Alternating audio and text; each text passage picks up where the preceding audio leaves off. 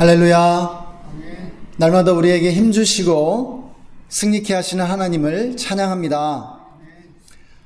우리가 전래동화를 읽어보면 도깨비에 대한 그 이야기들이 많이 나오는데요. 이 도깨비들에게는 방망이가 있어서 이 방망이를 두들기면서 금 나와라 뚝딱, 은 나와라 뚝딱 하면 금은 보화가 이렇게 쏟아지게 되죠. 기와집 나와라 뚝딱 하면 큰 고래등 같은 기와집이 나오고요. 그런데 우리가 이 세상을 바라보면 도깨비 방망이를 가지고 살아가는 그러한 사람들이 있다는 사실을 알게 됩니다. 네, 돌아가신 정주영 회장이나 또 이병철 삼성 창업자, 또 그 아들이었던 이건희 회장, 이런 사람들은요 정말 도깨비 방망이를 가지고 무에서 유를 창조해내듯 그렇게 엄청난 부와 성공을 이룬 것을 우리는 보게 됩니다. 이러한 사람들은 그냥 바닥에서부터 성공을 일구어내듯이 그렇게 엄청난 그러한 성과를 이루는데요. 세상은 바로 이런 소수의 사람들에게 빚지고 있는 것이죠. 예, 우리도 그런 사람들 덕분에 이렇게 나라가 발전하고 잘 먹고 잘 살고 있는 것입니다. 오늘 우리가 성경의 다윗을 보게 되는데요. 이 다윗도 이런 도깨비 방망이를 가지고 산 사람이었다는 사실을 우리는 알게 됩니다. 그는 무에서 유를 창조해내듯 그렇게 위대한 생애를 살게 됩니다. 그의 출신 성분이 그렇게 좋지 못했음에도 불구하고 그는 정말 엄청난 그러한 사람이 되죠. 거인이 됩니다. 본문에서 그는 이제 무명의 소년에서 한순간에 구국의 영웅으로 그렇게 발돋움하게 되는데요. 작은 소년이 위대한 업적을 이룩하게 되는 것이죠. 사무엘상 17장은요 세계 전쟁 역사에서 가장 유명한 장면 중 하나고요. 성경에서 가장 흥미진진하고 유명한 전투 장면입니다. 이제 사울 왕 때에 블레셋과 이스라엘 사이에 2차 전쟁이 발발하죠. 블레셋이 이스라엘을 쳐들어오면서 이제 엘라 골짜기를 중심으로 이 양편이 대치하게 됩니다. 블레셋의 기세가 대단했는데요. 거인 장수 골리앗을 앞세운 블레셋이 기선을 제압하고 있었죠. 골리앗이 전선에 나와서 도발할 때마다 이스라엘 군대는 두려움에 벌벌 떨었습니다. 이때 등장했던 사람이 10대 청소년에 불과했던 다윗이었는데요. 그는 어린 미성년자였기 때문에 참전할 수도 없는 처지였습니다. 그런데 때마침 참전한 형들에게 먹을 양식과 문안을 전하라는 아버지의 명을 받고 위문 방문을 하게 되었던 것이죠. 예, 위문 방문 왔다가 이제 골리앗과 대결하게 되면서 골리앗을 단숨에 물리치게 됩니다. 골리앗은 우리가 사무엘상 17장을 보면 블레셋의 대표 장수였죠. 성경에 의하면 그는 키가 무려 3m에 육박하는 그러한 거인이었습니다. 6척으로 나오는데요. 한 척이 약 45.5cm입니다. 6척하고도 한 뼘이라고 그랬으니까 거의 3m, 한 290cm 정도 되지 않을까 그렇게 생각이 됩니다. 이에 비해서 다윗은 아주 평범한 사람이었던 것 같습니다. 다윗의 키에 대한 언급이 없는 걸로 봐서 그냥 평균적인 키, 한 170에서 175 사이 정도 되지 않았을까 생각이 됩니다. 그런데요, 다윗은 영웅의 기상을 가지고 있었습니다. 그는요, 모든 사람들이 지금 두려워 벌벌 떠는 상황에서도 전혀 기가 죽지 않고 있죠. 절대적으로 불리한 상황에서도 기세에 눌리지 않습니다. 그는 이러한 놀라운 그런 담대함을 소유하고 있는 것이죠. 그런 그가 결국 골리앗을 무너뜨립니다. 여러분, 다윗과 같은 사람들이 가지고 있는 이 도깨비 방망이는요, 영웅의 기상 또는 강한 의지라고 할 수 있는 것입니다. 여러분, 이 영웅의 기상 또는 이 강한 의지라고 하는 이 도깨비 방망이를 가지고 그들은요, 엄청난 일을 해내는 것이에요. 이들은요, 마치 수십 마리의 힘센 말들을 부리는 그러한 것과 같은 형국입니다. 우리들은요, 그냥 겨우 조랑말 한 마리 혹은 당나귀 한 마리 그렇게 몰면서 살고 있다면, 이러한 사람들은요, 정말 세계에서 가장 힘센 수십 마리의 말들을 부리고 있다는 거예요. 보이지 않지만, 겉으로 보기에는 평범해 보이고, 겉으로 보기에는 뭐 별 볼 일 없어 보이는데, 힘도 없어 보이는데, 사실은요, 엄청난 그러한 기상, 진취적인 기상, 아주 강인한 의지를 가지고 있는 것이에요. 그들이 가진 의지가 선한 것일 때 이들은 다윗처럼 역사에 큰 공헌을 남기게 됩니다. 반면에 그 의지가 악할 때는요, 나치의 히틀러나 소련의 스탈린이나 문화혁명의 모택동이나 또 북한의 김일성과 같은 그런 악한 지도자들이 됩니다. 인류에 큰 해악을 끼치는 악인들이 되는 것이죠. 여러분, 우리는 어떻습니까? 우리는 인생을 살면서 많은 꿈과 소망을 갖게 되는데요. 그러나 그러한 소망들이 공상이나 백일몽으로 끝나기도 하죠. 우리는 늙어서 인생에 아무것도 이룬 것이 없다고 그렇게 실망하게 될 수도 있습니다. 여러분, 이러한 영웅들과 우리의 차이는요, 도깨비 방망이의 있고 없음의 차이입니다.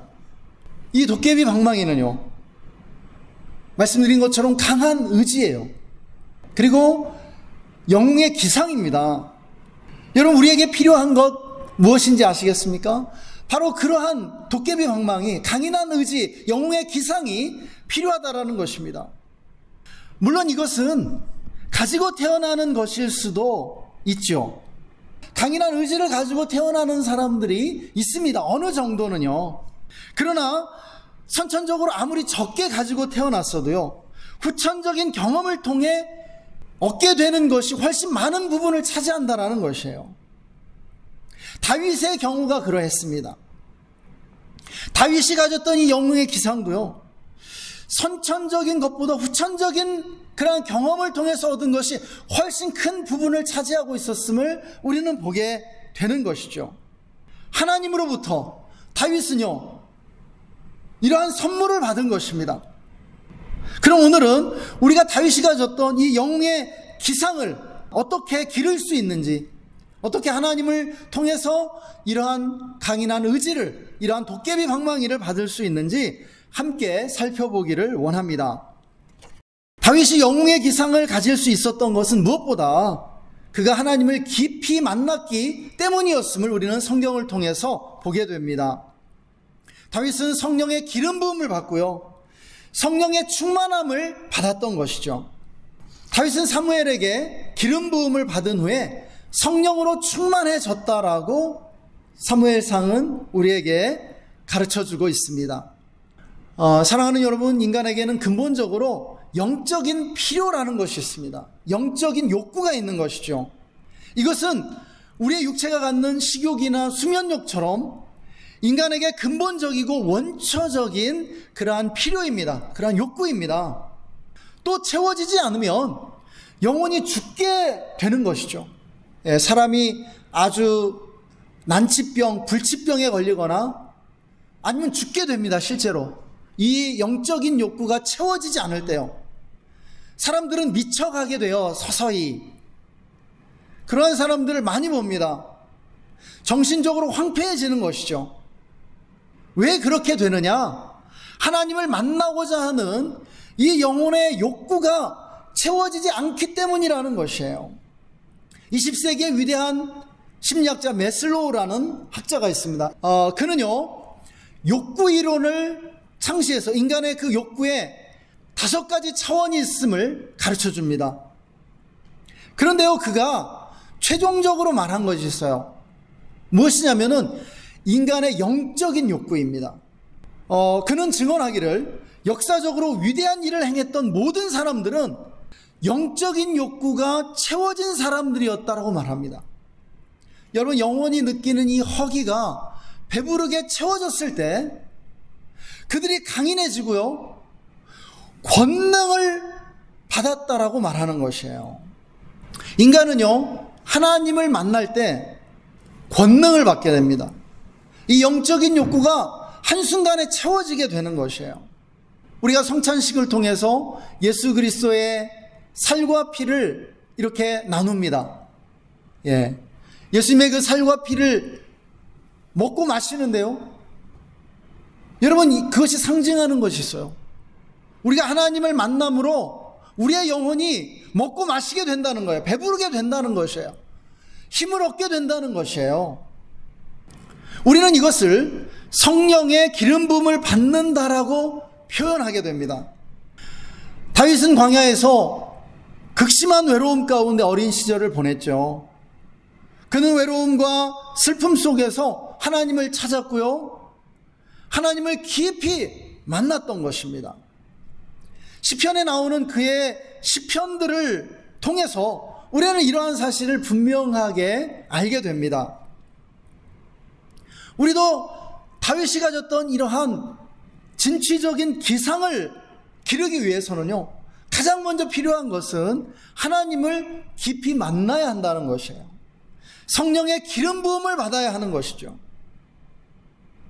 우리는 하나님을 어떻게 만나게 됩니까? 우리가 어떻게 하나님 만날 수 있죠? 어떻게 성령의 기름 부음을 받을 수 있나요? 예수님은 우리에게 약속하셨습니다. 성령을 찾고 구하는 자에게 성령의 선물을 주시겠다고 말입니다. 구하라, 찾으라, 문을 두드리라. 아들이 생선을 달라 하는데 뱀을 줄 자가 없고, 아들이 떡을 달라 하는데 돌을 줄 아비가 없다. 너희가 성령을 구하면 아버지가 성령의 선물을 주시겠다라고 우리에게 말씀해 주셨습니다. 또 우리는 깊은 기도와 말씀 묵상과 예배 가운데 성령의 임재를 체험하게 된다는 사실입니다. 여러분, 믿으십니까? 두 번째로 다윗에게 이 권능의 통로가 되었던 것은 믿음이었습니다. 다윗은 강인한 믿음의 사람이었던 것이죠. 본문에서 우리는 다윗이 골리앗에게 나아갈 때 그가 하는 이 믿음의 고백들을 듣게 됩니다. 다윗은 믿음으로 나아가고 있죠. 다윗의 무기가 무엇이었습니까? 믿음이었습니다. 다윗은 본문에서 고백하죠. 나는 칼과 단창을 의지하지 않는다. 나는 여호와의 이름으로 나아간다. 하나님이 나를 승리케 하시고 너를 내 손에 붙이실 것이다. 여러분, 다윗은 믿음을 선포하며 나아가고 있습니다. 우리는 믿음으로 마귀를 이기게 되는 것입니다. 믿으십니까?